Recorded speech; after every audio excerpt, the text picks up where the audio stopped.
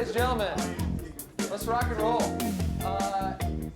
A good teacher is a precious commodity. That's a pretty cool way to encrypt this. There just aren't enough to go around, especially in urban and rural districts.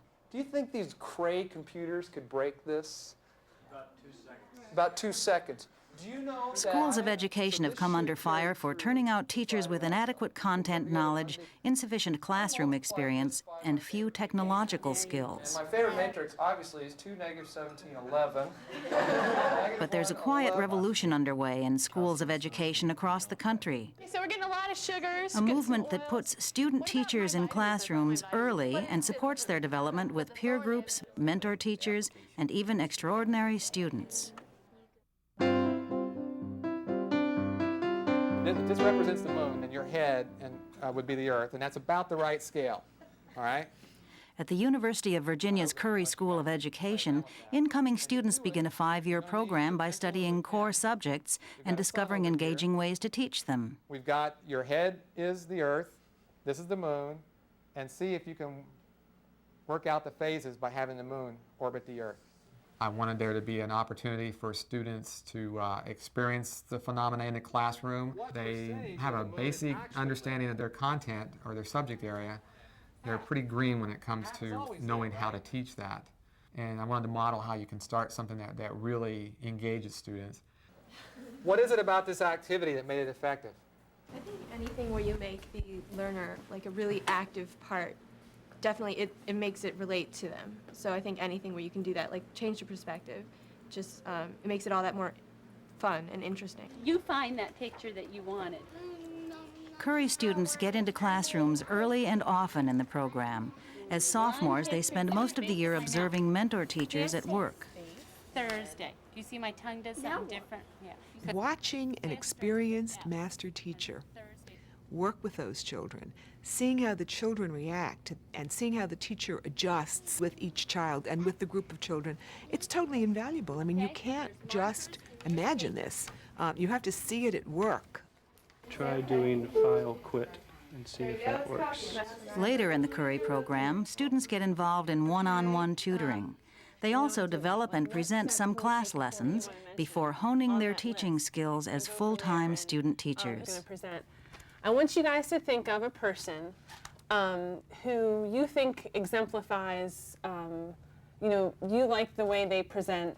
It looks so easy until you get down in there and do it, and then you're like, whoa, this is so hard. I mean, getting ready for a lesson, hours go into it. Classroom management, I mean, that is a huge issue.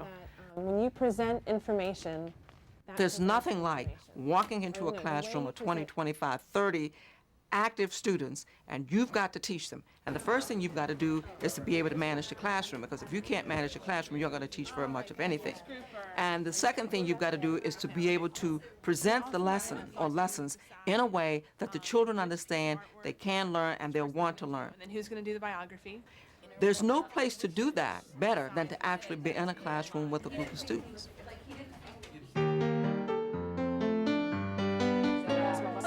We have kind of a full agenda tonight, so we're going to go right ahead and get started. Another teacher training program that stresses extensive classroom work is Colorado State University's Project Promise, a year-long graduate degree program for people who are changing careers to enter teaching. And I really am like, love these kids, and I finally have that feeling, like for a full hour I'll have that feeling, For Carrie Hansen, it meant making the adjustment from the solitary life of a chemical engineer to the collaborative enterprise of teaching high school science. Ionic compounds, from now on, you're never going to look at the label the same, right? So, speaking of ionic compounds, we've got this cool card game that you've seen before. Project Promise students are exposed to the classroom teaching environment just 3 weeks into the program, but they don't go it alone. They are constantly monitored and evaluated by their peers. How do you think it went? I was really excited about the students. Their mentor teachers. It worked well, and it worked well for a review. And by one of the program's directors. You transition from the food labels to the game was a little rough. Peer review is very important. You have the advantage of having people who are very close to the situation. It's not somebody who taught 10 or 15 years ago. I mean, you're right there, you just did it. And if you're working with a mentor teacher or an experienced teacher or a college professor, that interaction can be very effective in learning how to teach. So I'm going to put up a code on the board, and I want to see if anybody can break it. While half of the teachers entering the profession nationwide leave teaching during their first 5 years, the retention rate for Project Promise grads, like Steve Sayers, is 80%. That is a word. He credits the program's success to the camaraderie of peers and staff. You know when they walk into the room or walk down the hall, they will come up to you and say, how are things going? What can I do? And they are there for you at any phone call, and they respond. So the support is there. In addition to mastering core content and teaching skills, today's teachers are confronted with the challenge of teaching in the digital age. When it comes to acquiring vital technology skills, pre-service teachers need all the help they can get. And at Washington Middle School in Olympia, Washington, help comes from 7th graders. The titles here. That font is good for the titles because it's big. It's big enough that you can distinguish the letters. Okay. Do you see anything you would change? Yeah, there's no home link here. Okay. I noticed that on your previous page, like you have one here, and that's really good. Okay. But some browsers don't have back buttons, so they have to retype the URL, which is really annoying. Okay. Begun in 1996, the Generation Y program pairs tech-savvy grade schoolers with tech-challenged teachers to help them integrate new technology into their lesson plans. Right now, what we have is a couple websites for research purposes, but that's about it. So what kind of suggestions do you think you might have as far as where to infuse technology? Well, like for a presentation about how they did it, PowerPoint, it would be a good one.